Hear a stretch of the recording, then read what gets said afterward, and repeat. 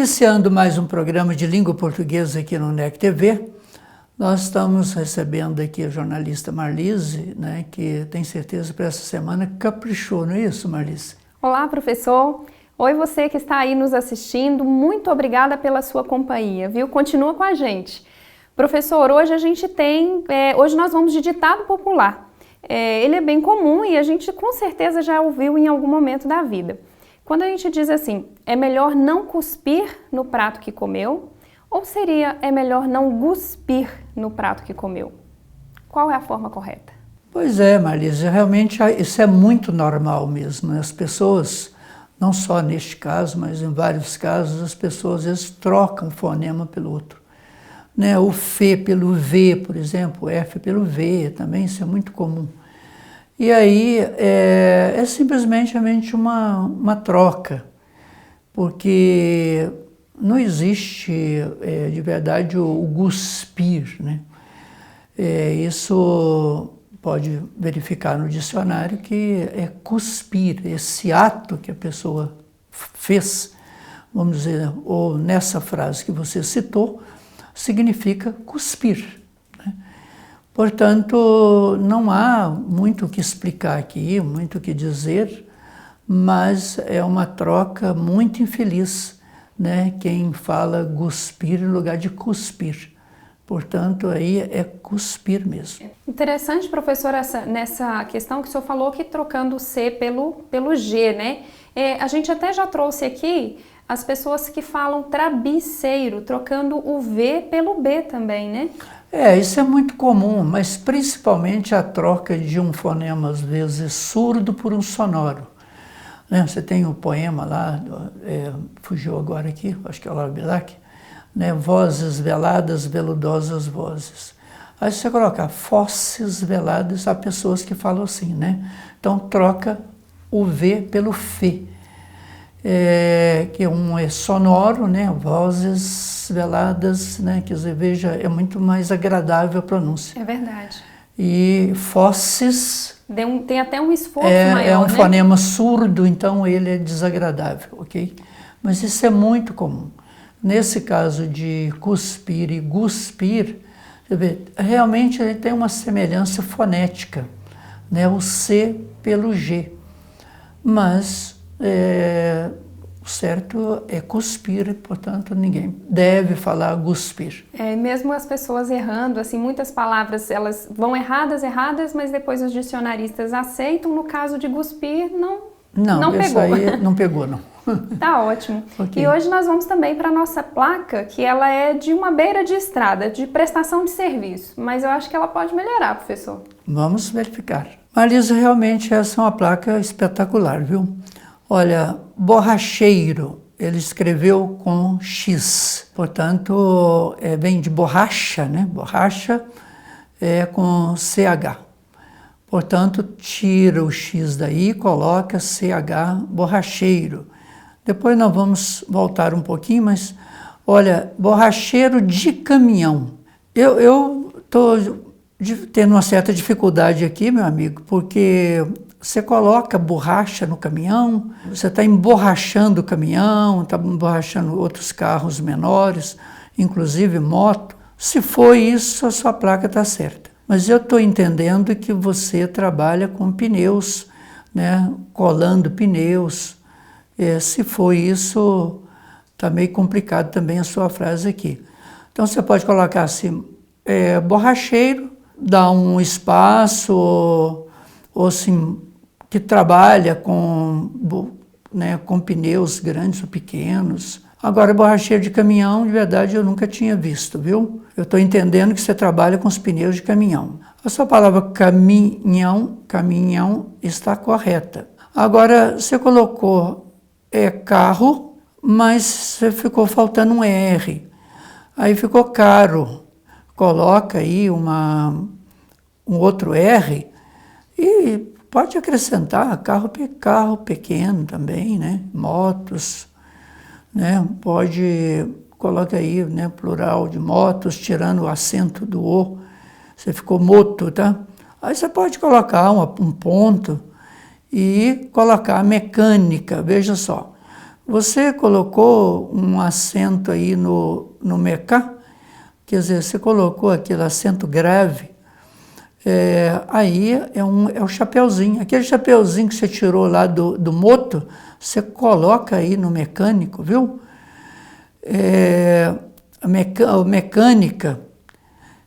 Mecânica, talvez você pode colocar em geral, mas veja como é que você colocou mecânica.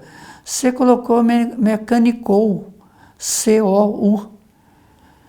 Além de você ter pingado o I, que não existe, viu? Tira aí, olha, pode colocar mecânica em geral, né? Uma coisa assim, fica interessante. E o seu telefone, veja o que você colocou aqui, porque você colocou o número do telefone aqui, portanto, coloca T-E-L, L de lado. Aí tudo bem, desejamos aí bom trabalho para você, porque do jeito que está aí tá meio complicado para as pessoas entenderem, viu? Então coloca borracheiro, de carros grandes e pequenos, fica, quem sabe, interessante dessa forma, tá? Moto e mecânica em geral, pode colocar assim, fica melhor para você. Professor, essa placa deu trabalho, né? Deu. Mas espero que faça agora bons negócios depois das correções. Muito obrigada por todas as explicações e pelas ideias aí para melhorar o negócio também. Ok, vamos continuar assim, sempre apresentando essas placas, porque isso é interessante, né? A você que está nos assistindo, aguarde um pouquinho, hoje nós temos uma convidada muito especial. É daqui um pouquinho.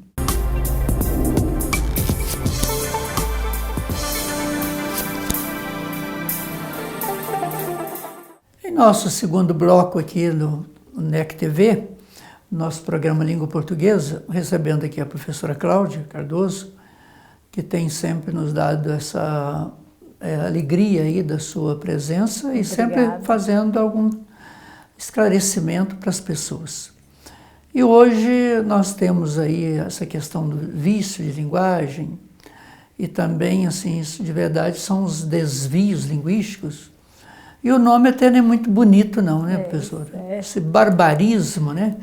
Verdade. O que se entende por barbarismo? Como que é isso, né? Que nós podemos explicar para o nosso telespectador? Como o senhor disse, né, barbarismo é um vício de linguagem, é um desvio de linguagem. São erros, né, linguísticos, assim, popularmente conhecidos. Mas dentro da gramática, dentro da linguística, nós chamamos de desvios de linguagem, né?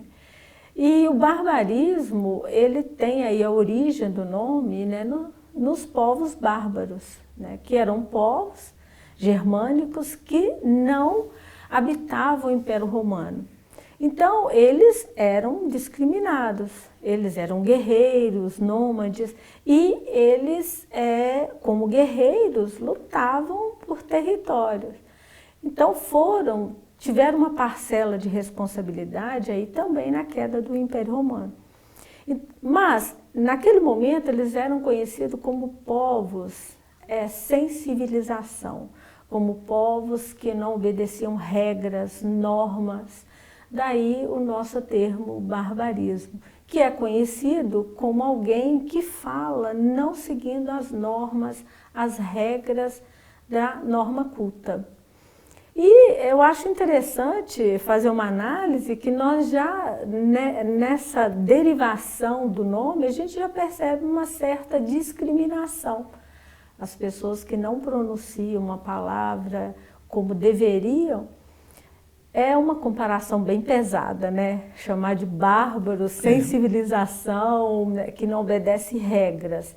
Mas é essa a ideia. Barbarismo é um vício de linguagem quando se pronuncia, se escreve, não obedecendo às regras da gramática normativa.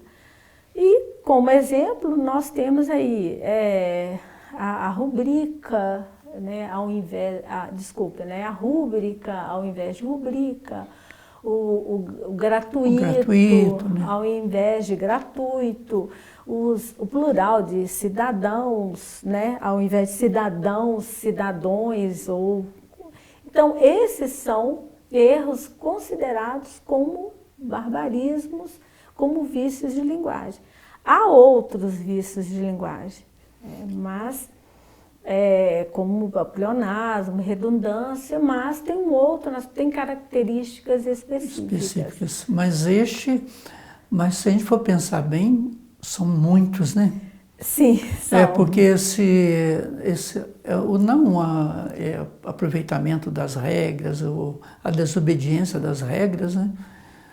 Nossa, mãe, como a gente vê isso todo dia, toda hora, né? E é interessante observar que, como vício de linguagem, é quando o indivíduo fala, não conhece, né? Fala por desconhecer, mas pode se tornar uma figura de linguagem. Quando, por exemplo, é usado dentro de uma narrativa, na fala de um personagem que tem baixa escolaridade, ali colocado, né, é um uso dentro da literatura.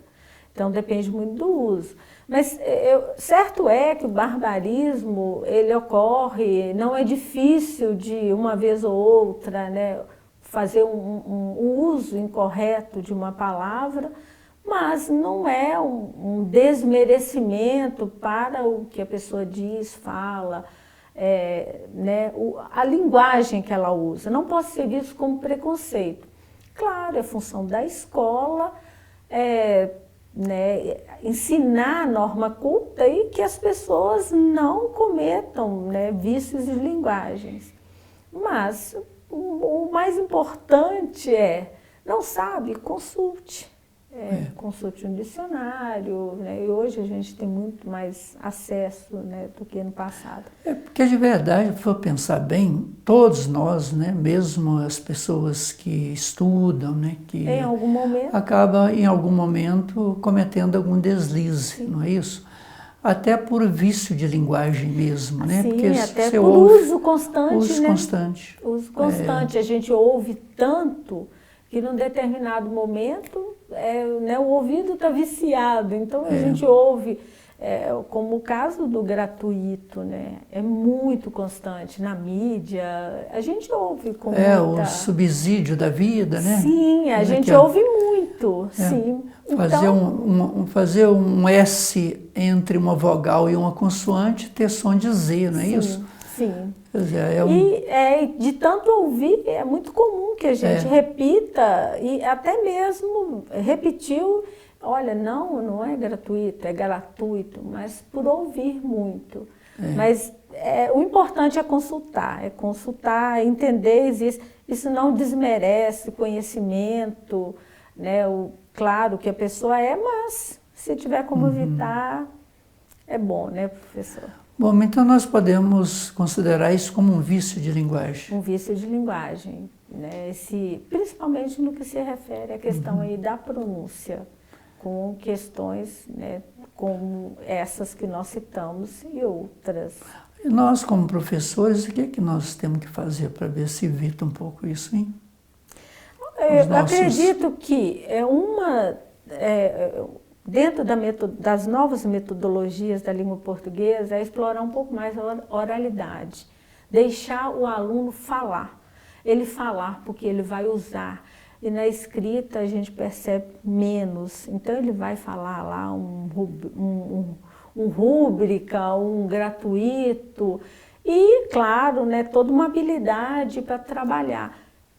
Acredito também na leitura, né, o professor que lê para o seu aluno, a pronúncia faz muito parte disso. Então, e um hábito que hoje, principalmente sexto ou nono ano, o professor lê para o aluno.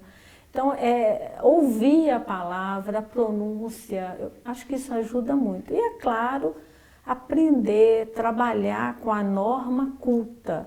Não que as outras variedades não tenham valor, elas têm um valor sim, nisso não desmerece ninguém falar gratuito ou gratuito, mas considerando que a língua tem uma função social, que nós vamos usá-la em todos os momentos da nossa vida, é importante que a gente conheça sim a norma padrão e que evite, né, vícios de linguagens como esses, né? Dizer, eu estou meia triste, não vai ficar bem. É importante que o advérbio seja A gente tem até usado. direito de perguntar, né? Qual que é a parte do corpo, né? É só metade. Do meio para cima ou para baixo, Sim, né? Tá sim. triste, né? E eu acredito muito na exploração, principalmente aí em anos iniciais, no texto trabalhar. Né?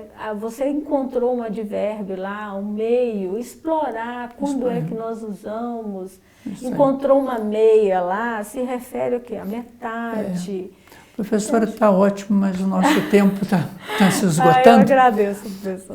E quero agradecê-la mais uma vez. Obrigada. E até o nosso próximo encontro, se Deus quiser. E a você que está nos assistindo, nós agradecemos muito e até o nosso próximo programa, se Deus quiser.